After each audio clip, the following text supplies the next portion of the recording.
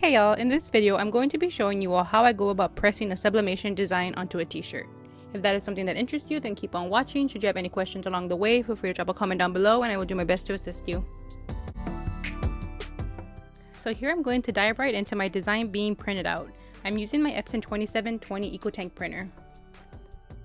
In this video I'm using A-Sub paper and Cosmos ink. I have the links in my description box below in case you'd like to pick some up. I also have videos reviewing my Epson printer and Cosmos inks. If you'd like to check those out, I'll leave them in my description box below.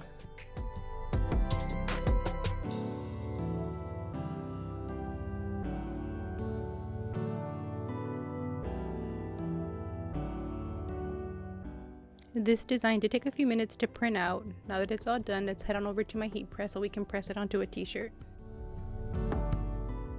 So what I always like to do first is I go ahead and place my t-shirt onto my heat press and then I press it for maybe 3 to 5 seconds to remove any moisture that's in the t-shirt.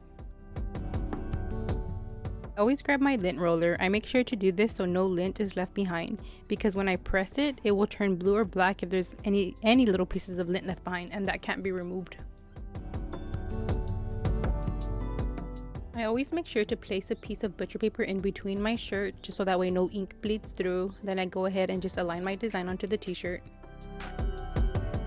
Once the design is nice and centered, I go ahead and grab another piece of butcher paper, place that on top of the design to protect that.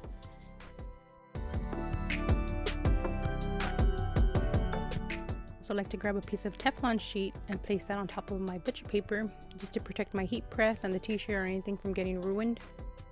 Alrighty, and all that's left to do is go ahead and press it. So I'm going to go ahead and just press this for 60 seconds. I did set my heat press to 400 degrees Fahrenheit, medium pressure. I'm going to go ahead and speed through this little 60-second clip while it's being pressed.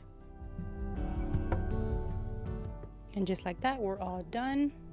I went ahead and just removed the Teflon sheet, the butcher paper, and my design. And the Your Texture shirt is all finished.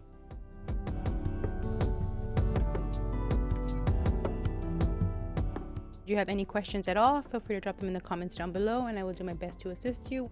And this is how I go about pressing a simple text t-shirt quick and easy. I do hope this video helped. Thank you so much for watching. I do have TikTok, Facebook, Instagram, and Twitter. If you would like to go follow me over there, I would greatly appreciate the support. Once again, thank you so much for watching.